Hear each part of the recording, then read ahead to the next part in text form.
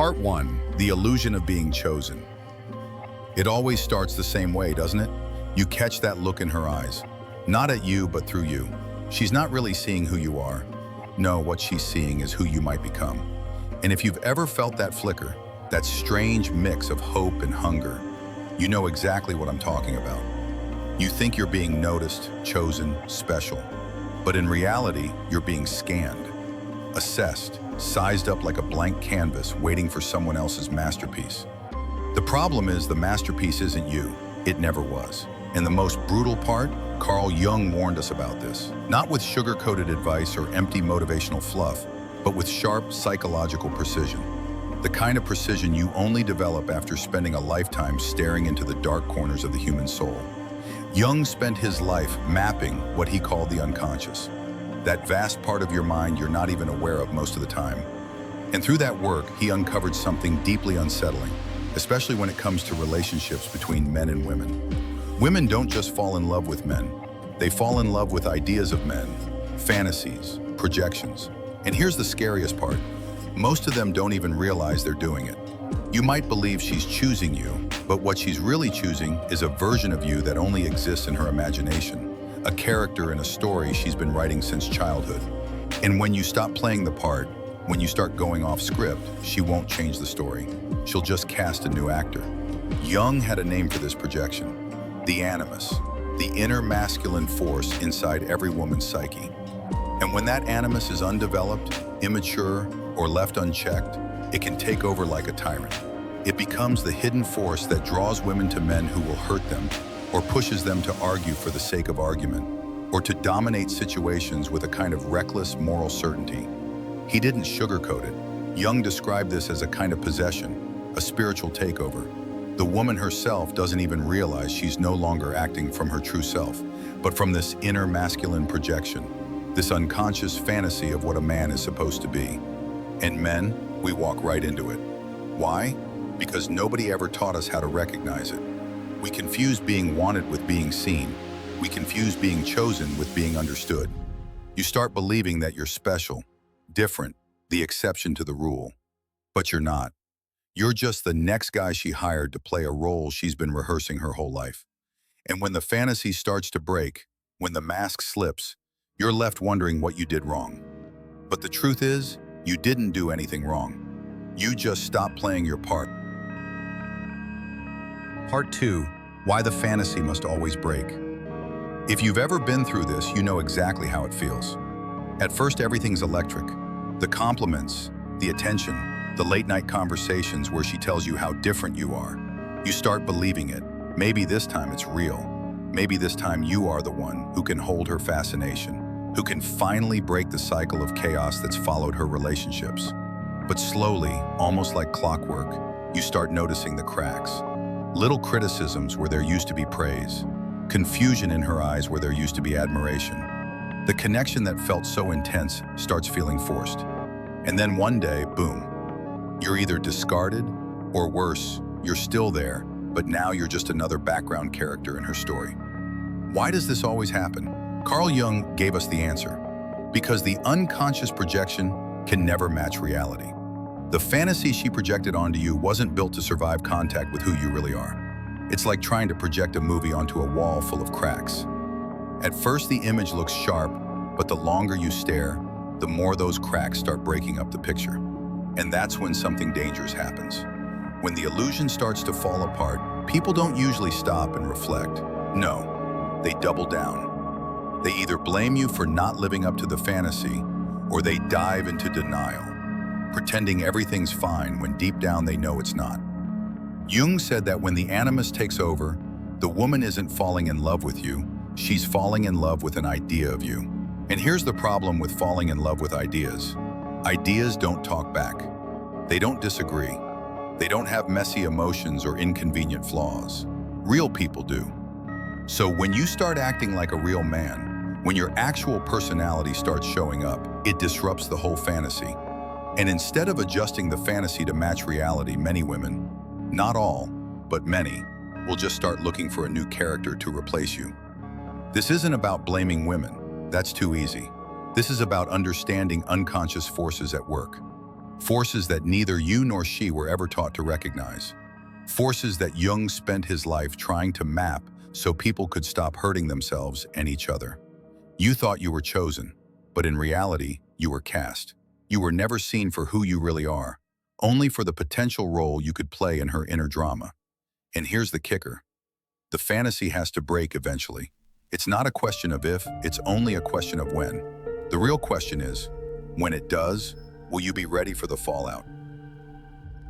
Part 3. The danger of becoming her projection. Most men don't realize the trap until it's too late. See, when a woman projects her animus onto you, at first, it feels good.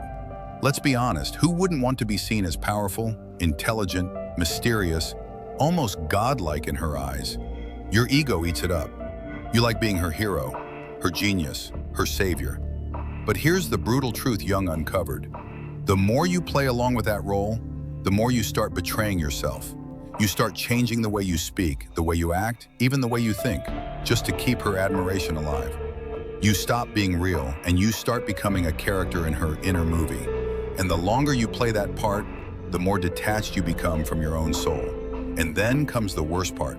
No matter how hard you try to hold that fantasy together, one day she'll wake up. She'll see the cracks, and now you're stuck. You've abandoned yourself for her, and she's about to abandon you for the next exciting projection that catches her attention. It's devastating, and it happens to men over and over because they don't know what they're really dealing with.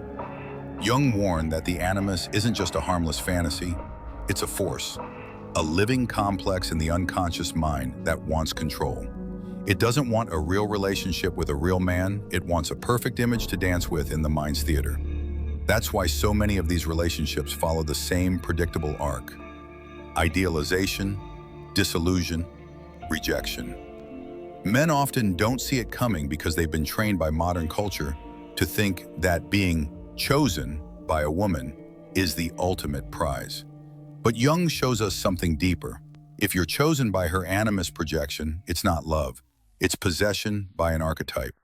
And if you let it, that possession will eat you alive.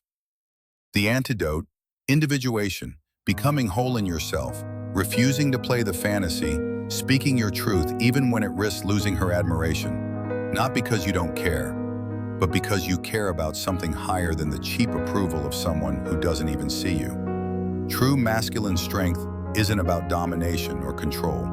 It's about standing so firmly in who you are that no one, not even the beautiful illusion of love, can make you betray your soul.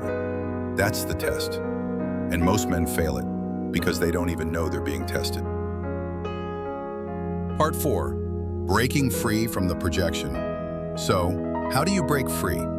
How do you stop being a puppet in someone else's unconscious drama? The answer, Jung said, begins with consciousness. Awareness is everything. You can't fight what you can't see. Most men fall because they don't see the projection happening. They just feel flattered, swept up, intoxicated by the attention. But when you start noticing the signs, when you see that you're being admired not for who you are, but for who she imagines you to be, you have a choice. And that choice is brutal, because it means risking everything you thought you wanted. Her love, her admiration, her approval. It means shattering her fantasy and in the process, probably losing her altogether. But here's the secret most men never hear. The thing you're afraid of losing was never real to begin with. It was a dream she was having, and you were just playing a role in it. To break free, you have to do what Jung called withdrawing the projections. That means facing the uncomfortable truth about yourself and her. It means seeing her not as some goddess or angel, but as a flawed human being, wrestling with her own unconscious demons, just like you. It means killing the fantasy. Most men won't do it. They'd rather keep the lie going, even if it slowly destroys them. Why? Because facing reality means standing alone. It means standing on the edge of the unknown, with no promises of love, no guarantees of happiness, only the raw, terrifying adventure of being yourself. But here's the paradox. When you stop needing to be anyone's fantasy, that's exactly when you become powerful. That's when women, real women, not projections, start respecting you. Maybe not all of them. Maybe you'll scare some of them away. But the ones who stay, they'll stay because of you, not because of some projection their unconscious mind is hungry for. And that's the only kind of relationship worth having. This is why Jung's work is so dangerous to modern dating culture, because it strips away all the games, all the manipulation, all the illusions. It forces you to grow up, not just emotionally, but spiritually. And once you've seen the truth, you can't go back. You either rise into your full individuality, or you sink back into the shadows of someone else's dream. Which will it be? Part 5. The fate of men who refuse to wake up. So what happens to the men who don't wake up? What happens to the ones who keep playing the hero in someone else's fantasy? Jung warned us about that too. He said that a man who lives inside a woman's projection, who allows himself to be used as a vessel for her unconscious, will eventually become possessed by that projection. His individuality will rot. Slowly, he stops being himself and starts becoming the image she has of him. At first, it feels like power. Being admired, being needed, being the center of someone's emotional world.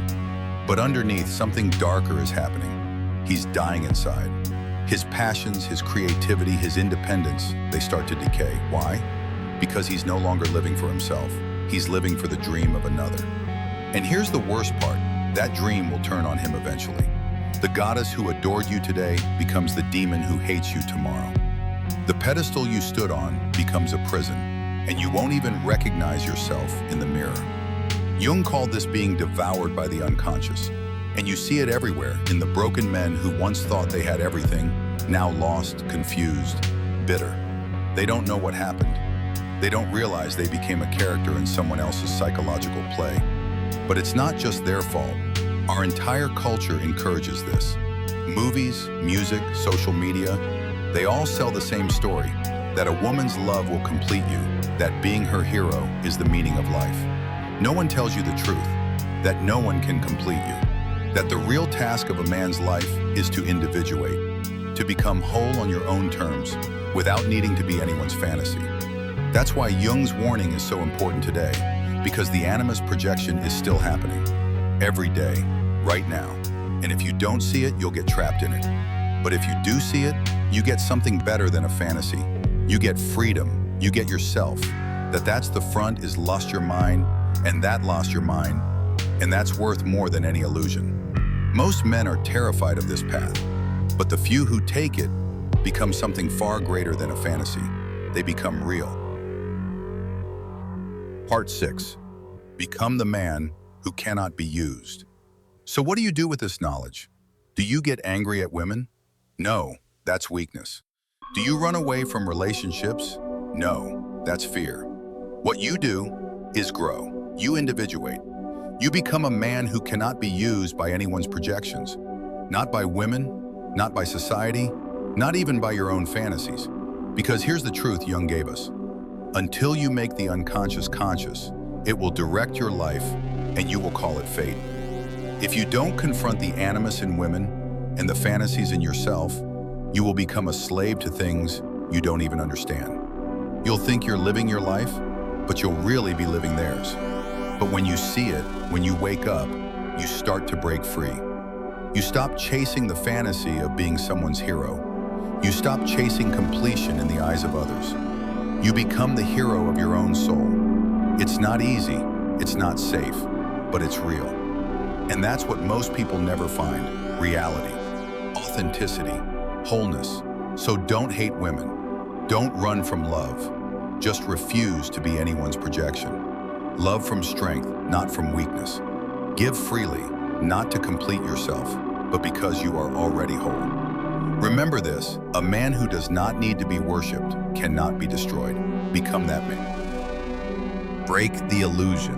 Choose yourself. If this video touched something deep inside you, don't just stop here. Subscribe to this channel to continue the journey of uncovering the hidden truths buried in psychology and society.